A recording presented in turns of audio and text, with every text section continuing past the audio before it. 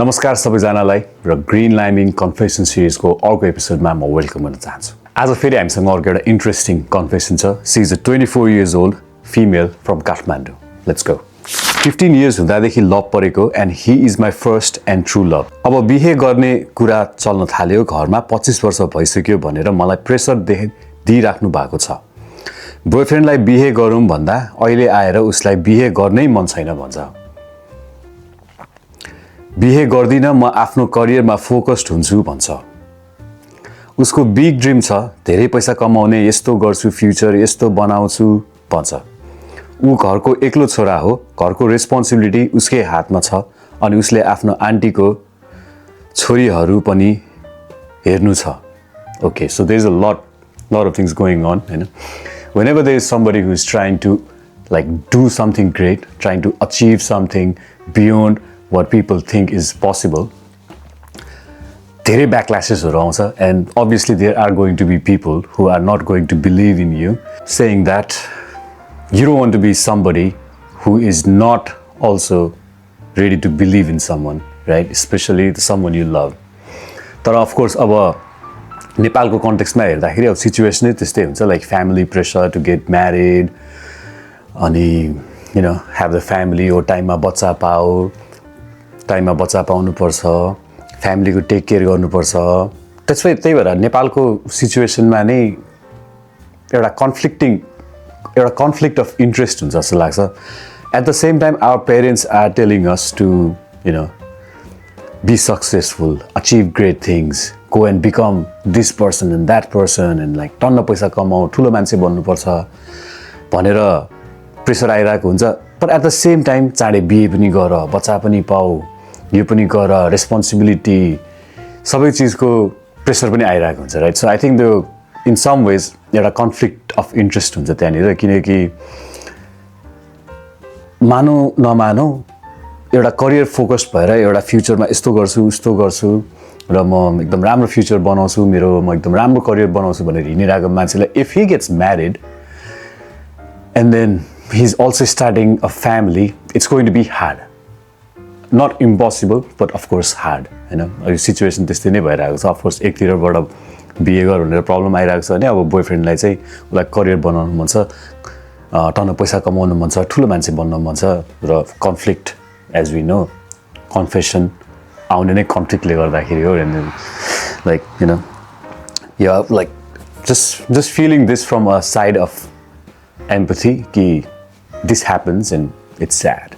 And she says I can understand that उसलाई धेरै कमाउनु छ र आफ्नो ड्रिम लाइफ बनाउनु छ, तर उसको फ्यामिली ब्याकग्राउन्ड नि राम्रो छ, रिच नै हुनुहुन्छ, त्यस्तो लोनहरू क्लियर गर्नुपर्ने प्रेसर केही छैन, केटिएममा आफ्नै घर छ, उसले नकमाउने पनि होइन, मन्थली अहिले 65K प्लस नै कमाउँछ। मैले भने अब तिमीलाई अहिले बिहे गर्न मन नभए पनि पछि गरौँला नि त, तिमी मजाले कमाऊ, म पनि कमाउँछु, दुवैजना अनि मजाले सेटल हुने। ऊ भन्छ मलाई बिहे गर्नै मन छैन, सबै कुराबाट मन मरिसक्यो, यो उमेरसम्म राम्ररी कमाउन सकेका छैन। By the way, he is also 25. So he has big dreams. टन्न पैसा कमाउनु मन छ, he has to get to a point where he has a good salary, maybe good income. र he is only 25 and he is kind of already depressed or worried that उसले गर्न सकिरहेको छैन भनेर। And I think त्यस्तो खालको mindset पनि अलिकति ठिक चाहिँ भएन। You're only 25, you know, there's so much opportunities coming towards you if you are skillful and if you have that mindset of achieving things. So 25 years is very very young, bro. त्यस्तो आत्तिहाल्नुपर्ने कुरा पनि छैन। र उसले भनि नै रहेको छ कि अहिले बिहे नगरौँ, अलिकति सेटल भइसकेपछि, पैसा कमाइसकेपछि, जुन एउटा पिक्चर अफ लाइफ एउटा इमेजिनेसन भइरहेको छ, त्यो लेभलसम्म अलिकति पुगिसकेपछि बिहे गरौँला भनेर भन्दाखेरि पनि उसलाई बिहे नै गर्न मन छैन भनेर चाहिँ बोयफ्रेन्डले भनिरहेको छ भनेपछि there must be something going on, right? He was so obsessed with me, he truly loved me. हामीले कति सपना सँगै देख्यौँ, यो 10 yearsमा सँगै कहाँ पुग्यौँ, कति मेमोरिज भयो। बोथ साइड फ्यामिलीले रिलेसनसिप एक्सेप्ट गरेपछि हामीले बिहे कसरी गर्ने भनेर कति प्लान गरेका थियौँ। ओके, आफ्टर अल अहिले घरमा मेरो बिहेको प्रेसर आउन थालेपछि ऊ भन्छ मेरो मन मर्यो, मलाई बिहे गर्नै मन छैन, म तिमीसँग बिहे गरेपछि खुसी हुँदिन र तिमीलाई पनि खुसी राख्न सक्दिन, सो मलाई फोर्स नगर भन्दैछ. Well, that does make sense. He's quite confident that he is not going to be happy and he's not going to be able to make you happy. र अब आफू नै ह्याप्पी हुन नसक्ने भइसकेपछि त्यो रिलेसनसिपमा बस्दा how can you make the other person happy होइन. So this is really something deep कुरा नै हो यो चाहिँ. अब लाइक अफकोर्स अब रिलेसनसिप एक्सपर्ट त होइन, but saying that if somebody is coming to me and saying like like मेरो बुढीले भोलि गएर मलाई like I'm not happy with you, म तिमीसँग बस्न सक्दिनँ भनेर मेरो बुढीले भन्छ भने त वेल कति ट्राई गरेँ तर मैले सक्दै सकिनँ उसलाई कन्भिन्स गराउन. बिहे गर्न मन छ, बिहे गर्न मन नहुनुको रिजन सोद्धा उसलाई करियर बनाउनु छ, यो बिहे गरेर लाइफ बर्बाद गर्नु छैन जस्तो कुरा गर्छ. मलाई घरमा बिहेको कुरा आइरहेको छ, प्रेसर दिइराख्नु भएको छ. ऊ भने यही बेलामा मेरो साथ छोड्दैछ. स्याड. तिमी मेरो फ्यामिलीसँग कुरा गर, हामी बिहे गरौँ भनेर कति रिक्वेस्ट गरे. ऊ भने तिमीलाई अर्कैसँग बिहे गर, मेरो भर परेर नबस भन्छ. कसरी यो भन्न सक्छ यत्रो 10 years रिलेसनसिपमा बसेर. सबै कुरा भइसकेपछि त्यति धेरै सपना सँगै देखेर अहिले आएर मन मर्यो भन्नु कतिको सही हो. मन मर्न पनि त केही रिजन चाहिन्छ नि होइन र. अफकोर्स मन मर्नलाई पनि अब केही रिजन त चाहिन्छ. लाइक अब युजली मन मर्ने भनेको त मान्छेहरूलाई कुराहरू नमिलेर, लाइक लाइफ गोल्सहरू लाइक अलाइनमेन्ट नभएर और माइन्डसेटहरू नमिलेर. सो कोही एकजना मान्छेले चाहिँ अब पार्टनरलाई बोयफ्रेन्डलाई केही यस्तो चिज गर्न मन छ तर बुढीलाई गर्नै मन छैन होइन. लाइक एउटा सिम्पल इक्जाम्पल दिदिउँ. The partner wants to go for like trekkings and hikings and outdoor life camping यस्तो यस्तो गर्नु मन छ तर उसको गर्लफ्रेन्डलाई चाहिँ अब कहीँ जानै मन लाग्दैन, होइन घरै बसौँ भन्छ होइन. Or like this different kinds of interest she wants to go in a resort and like stay there like हुन्छ अलिकति रिजोर्ट टाइप अफ रिल्याक्सेसन गर्न मन छ भने बोयफ्रेन्डलाई चाहिँ क्याम्पिङ गर्न, आउटडोर फिसिङ गर्न, कायाकिङ गर्न, ट्रेकिङ गर्न त्यस्तो खालको इन्ट्रेस्टहरू छ भने पनि अब अलिकति मिसम्याच भयो नि त right. But if you truly love each other there are obviously ways you can work out. There is not a need to like just completely break up and like part your ways भन्ने चाहिँ मेरो एउटा सोचाइ हो. त्यही भएर रिजनै नदिकन perfect छु तिमी र त्यही भएर रिजनै नदिकन तिमी पर्फेक्ट छौ र त्यही पनि म तिमीसँग बाँच्न सक्दिनँ भनेर भनिरहेछ भने चाहिँ बहिनी maybe there is something else going on to you are perfect for me, I love you so much but I don't want to marry anyone else भन्छ. 2-3 months भयो हिज टोटली चेन्ज्ड. मेरो आश नगर, म बिहे गरेर नि तिमीसँग खुसी हुन मलाई बिहे गर्नु नै छैन. ओके बिहे गरेर पनि तिमीसँग म खुसी हुन्न, मलाई बिहे गर्नु नै छैन मात्र भन्छ. Okay maybe it's like somebody who like really doesn't want to get married. अब के भन्ने त अब होइन त्यस्तो नि हुन्छ नि मान्छेहरू. आफ्नो लाइफ हो, आफ्नो विचार. अब बिहे नै गर्न मन छैन त छैन नि, अब किन फोर्स गरिरह भन्ने कुरा पनि भयो राइट.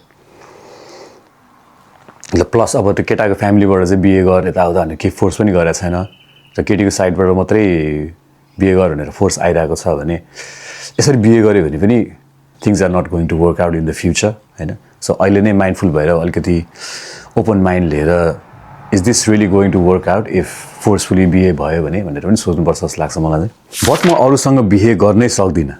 मेरो लाइफमा first touch, first handshake, first hug, first kiss, first physical relationship everything उसँग मात्रै भएको हो अनि मलाई कोही अरू केटामा अलिकति पनि इन्ट्रेस्ट छैन र अरूसँग बिहे गर्ने त परको कुरामा कोही केटासँग भेट्ने बोल्ने गर्न नै सक्दिनँ, कम्फर्ट फिल नै हुँदैन. अफकोर्स अब लाइक 10 वर्ष कोही मान्छेसँग बसिसकेपछि and if you are to part ways with that person and like try and like date somebody else, of course त्यहाँनिर अब आफ्नो एउटा कम्फर्ट जोनको कुरा पनि आउँछ होइन. So you are so comfortable with this person like अर्को मान्छेसँग अब कसरी कुरा गर्ने, कसरी डेटमा जाने, how you express your feelings कसरी आफूलाई यस्तो चाहिन्छ उस्तो चाहिन्छ र this is what I think भनेर सबै चिज फेरि सुरुदेखि ग्राउन्ड लेभलदेखि स्टार्ट गर्नको लागि चाहिँ गाह्रै हुन्छ but at the same time there is a thing called the fallacy of sunk cost भनेर भन्छ नि सङ कस्ट फ्यालेसी सो यसमा चाहिँ के भन्छ भनेदेखि चाहिँ you are so much invested in somebody or something र त्यो कुराले हामीलाई केही फाइदा चाहिँ भइरहेको छैन अहिले अनि it's all taking all the resources maybe time maybe money maybe यो मेन्टल हेल्थ मेबी यो फिजिकल हेल्थ तर त्यो इन्भेस्ट गरेको धेरै टाइम भइसक्यो त्यसले केही रिवार्ड चाहिँ आइरहेको छैन आउटकम राम्रो आइरहेको छैन but you are still so invested in investing on that thing because you have invested so much time for the last 10 years you know what I mean like फेरि एकचोटि राम्रोसँग भन्छु होइन सो 10 वर्ष एकजना मान्छेसँग इन्भेस्ट गरिसकेपछि त्यो रिलेसनसिप राम्रो नहुँदा हुँदै पनि people still invest more time and more times thinking and hoping कि यो रिलेसनसिप राम्रो हुन्छ भन्दै अनि and then you spend more time 10 years बाट 15 years हुन्छ 20 years हुन्छ and then a long time passes by right र पछि गएर फिल हुन्छ कि थुक्क मैले त्यति बेला नै यो चिज बन्द गर्नुपर्ने यो चिज रोक्नुपर्ने थियो मैले आफूलाई रोकिनँ भनेर पछि रिग्रेट पनि हुनसक्छ that's what sunk cost fallacy is होइन सो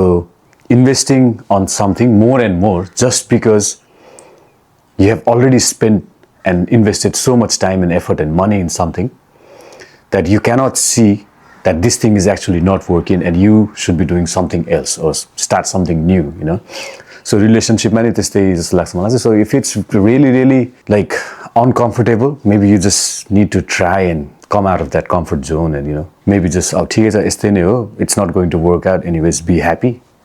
ल म मेरो आफ्नो बाटो तिमी आफ्नो बाटो भनेर जाँदाखेरि नै ठिक हुन्छ जस्तो लाग्छ मेरो चाहिँ लाइक अहिलेसम्मको कन्फेसन पढ्दाखेरि चाहिँ I need him but how can I get him back is the question के मान्छे साँच्चै आफ्नो सपना पुरा गर्नको लागि यति पागल हुन्छन् के कमाउन करियर बनाउन आफूले सोचेको लाइफ बाँच्नलाई आफ्नो लभ नै त्याग्नु पर्ने हो के साँच्चीकै उसले मलाई चोखो माया गरेको थियो त ट्रु थिएन भने 10 years किन बस्यो यो सब के को लागि करियरको टेन्सन भएर कमाउन सकिन आफूले सोचे जस्तो लाइफ बनाउन सकिन भनेर कसैले आफ्नो 10 वर्षको लभ छोड्न सक्छन् जब सबैतिरबाट एक्सेप्ट भयो अनि आफ्नैले साथ छोड्दैछ किन यस्तो क्वेसन आउँछ दिमागमा यही कुराले डिप्रेस्ड भइसके please suggest me what should I do okay so first question is के मान्छे साँच्चै आफ्नो सपना पुरा गर्नको लागि यति पागल हुन्छन्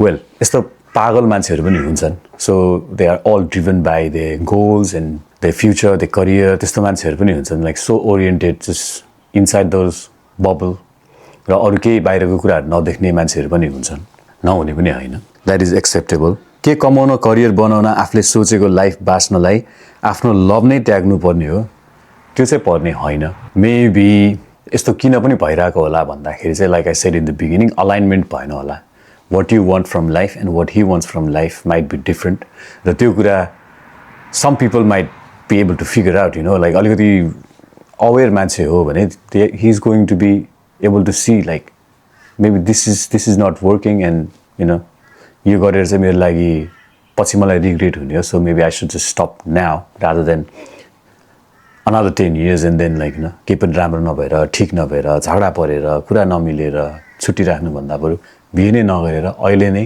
सँगै नभए भने नै राम्रो हुन्छ भन्ने टाइपको विचार भएको पनि हुनसक्छ के साँच्चीकै उसले मलाई चोखो माया गरेको थियो त त्यो त अब उसले मात्रै भन्न सक्छ हामीले नि भन्न सक्दैनौँ ट्रु थिएन भने 10 years किन बस्यो यो सब के को लागि करियरको टेन्सन भएर कमाउन सकिन आफूले सोचे जस्तो बनाउन सकिन भनेर कसैले आफ्नो 10 years को लभ छोड्न सक्छन् छोड्न पनि सक्छन् यस्तै क्वेसन आउँछ दिमागमा म यही कुराले डिप्रेस्ड भइसकेँ अफकोर्स एकदमै ट्रेजिक सिचुएसन नै हो यो बिकज 10 वर्ष लभ पर्यो 10 वर्ष सँगै भएर पनि नाउ जिन्दगीको मोडमा चाहिँ के भइरहेको छ भन्दाखेरि चाहिँ you might have to separate because the man does not actually want to spend the rest of the life with you so I think कुरा क्लियर नै हो रादर देन अब किन यस्तो किन मलाई छोड्यो ल अब के गर्ने भनेर बस्ने भन्दाखेरि पनि मेरो एडभाइस चाहिँ के हुन्छ होला भने एक्सेप्ट गर्नु कि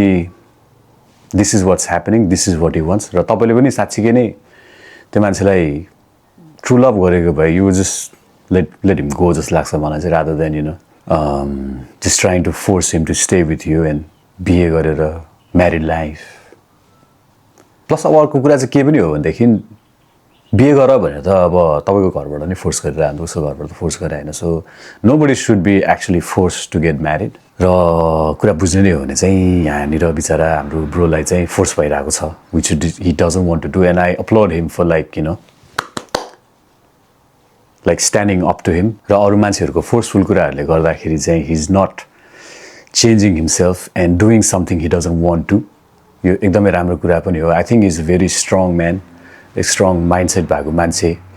But at the same time, यसरी अचानक if he doesn't want to stay with you and then he doesn't want to get married र एकदम completely change भइरहेको छ and he is not the same person as he was few months ago. यस्तो टाइपको कुराहरू भइरहेको छ नि maybe he has already found somebody else, होइन somebody like he's more into now like र त्यही भएर पनि अनि he doesn't want to be with you. Maybe there are some things that he doesn't like about you but he loves you होइन यस्तो कुराहरू पनि अब कन्फ्लिक्टिङ कुराहरू हो. You love them but के भन्दा अब बानी बेहोराहरू मन पर्दैन अब होइन 15 वर्ष अगाडि के अरे 10 वर्ष अगाडि लभ गर्दाखेरि त्यो मान्छे जस्तो थियो अब अहिले आएर after 10 years obviously you are also not the same person, he is also not the same person. So होइन धेरै कुराहरू सोच्नुपर्ने कुराहरू छ यहाँ. But saying that मेरो अल्टिमेट एडभाइस र रेकमेन्डेसन चाहिँ के हुन्छ होला भन्दाखेरि चाहिँ maybe just grow up, get out of that comfort zone, अलि स्ट्रङ भएर मेन्टली